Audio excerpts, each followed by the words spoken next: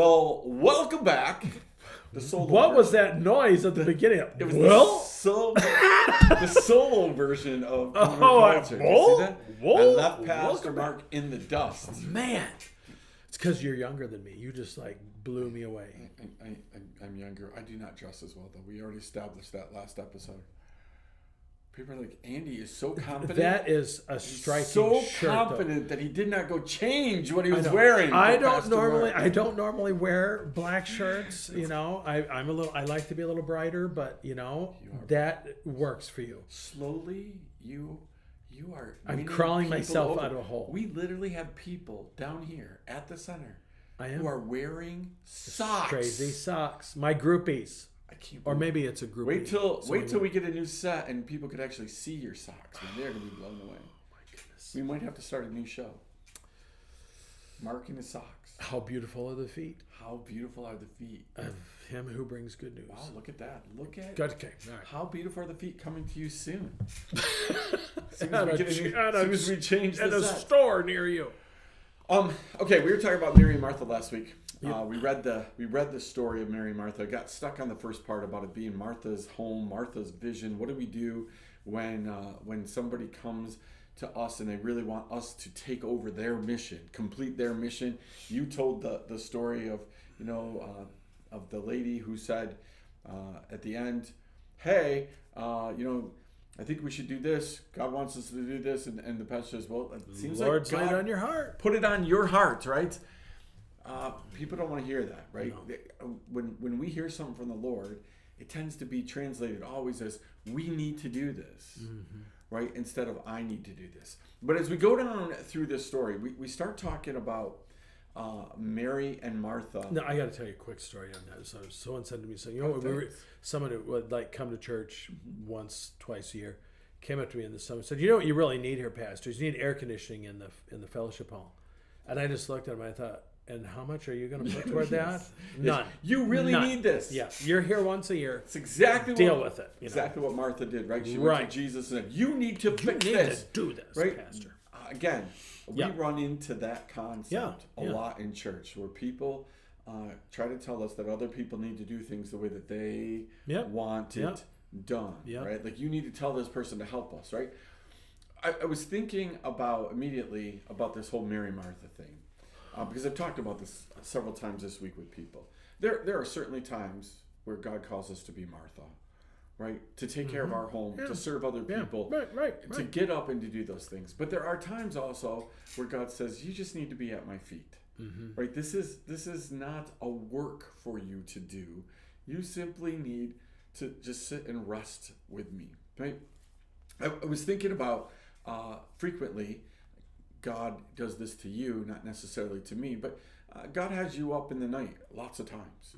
And again, there are times where we think that all of a sudden that's a work, right? Oh, God must have somebody I have to pray for. Oh, there must be something here. Are there times though where it might just be I just want you to be up and sit with me, right? At the end of Jesus' life, when he's in the garden, he didn't ask the disciples to come with him and pray. He just asked them to sit up with me, right? So how do we know? How do we encourage people in moments to say, "Hey," I guess the other reminder to me is when Samuel hears from the Lord 3 times and he goes to Eli, right? And he keeps hearing and he keeps going to Eli and say, "What do you want? What do you want me to do? What do you need?" And Eli finally says, "It's not me, it's God. He just wants to talk to you. He just wants to tell you something," right? How do we encourage people to just be still sometimes and say, God just wants you to know he's here. He doesn't have a big thing for you to do. Yeah. I just finished a reading plan on the U version on some spiritual disciplines leading up to Easter. And one of them was stillness. Where I live there's a beautiful setting, and there's times I just like to stand at the window, especially in the winter or if it's raining, just stand at the window and just look out. And it's funny sometimes there'll be a critter run across, and there was one night a bear went running across, black bear went running across. I'm like, I didn't see that coming. I have a 40-foot deck on the back of the house where I live, the parsonage, and And I like to go out there and just talk to the Lord. Yeah. And sometimes listen to the Lord. Sometimes just being out there was one night, and I'm always amazed at how clear the nights can be. But one night there was, I see shooting stars sometimes, and it's just we're in a society. There's a wonderful thing that happens to me sometimes. I'll forget my cell phone at home when I go to the store. And I'll panic for a minute, and then I'm like, wait a minute, I'm 57 years old. I know what it was like to not have a cell phone, and life will go on. Yep. And I'm learning that, hey, this is a moment when I don't have to answer the phone, answer a text, anything like that. Those moments. I think we have to educate ourselves. We have to learn that prayer is not always talking. It is listening. I've said that probably on this show or my shows, whatever. That 2 ears, 1 mouth. And so there's, I think it's in, Paul Young talks about, he was the author of The Shack. Yep. You can mutilate me if you want down that one, just decimate me, whatever you want to do, I don't care. There was something really cool he shared, and I remember hearing him talk about this because I saw him, and he was sharing, and I think that's where I heard him talk about it. It's probably in his books too, or whatever, when he was about to lose his house. And he had to go to the courthouse, and it was going to be auctioned off unless he came up with the money. And he had a couple close friends with him. And he said, one of the friends could have bought the house and paid it off for him, and I could have paid my friend back. And he offered. I remember, if I remember correctly, the story is his friend offered, and he goes, no, I don't want you to pay this off. I want you to be with me here. Yep. I didn't bring you here. I didn't bring you here to do something. I brought you here. Can you just be here with me? Yeah. Can you just be here with me? There's some things we need to experience some failures in our lives because they're going to teach us. And they're the things that sometimes will bring us humility. They will help us to realize that we are not that powerful. Yeah. That we need God still. I read something the other day. How, when does a Christian have they made enough money? And the response was, up to the point that they don't trust God anymore.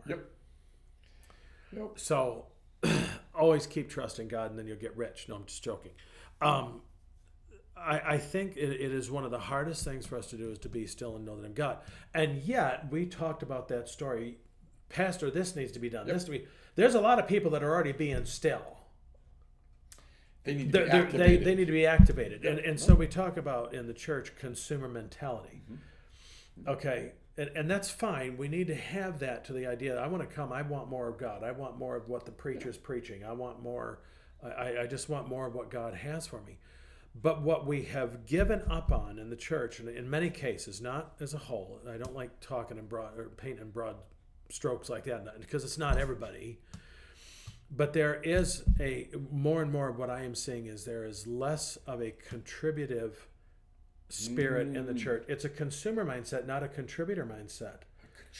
People used to champion the bit. The pastor asked, "Hey, would you run for the board?" Well, I'm going to pray about it, Pastor. But it was if this is what God's leading me to do, I'm going to do it. There wasn't. Well, I don't have time for that. I got other things to do. You get the excuses. You didn't make excuses, and people just did it. I better stop there. But anyway, I had a seminary student come in one day and tell me, he goes, "Pastor, there's a broken beer bottle out in front of the church." And I just sat there looking at him, and he turns and goes, "And I'll go pick it up." He said, "I'm like, why did you even say that to me? You're a seminary student." Why are you now made it into the ministry? Yep. But so we have this dilemma, right? Because there are times where God would wake you up in the middle of the night to do something. Yeah. But then there are times where God would simply wake you up in the middle of the night just to be still and know He's God. Yeah. I love what you said. Yeah. Go to the window. See the shooting stars.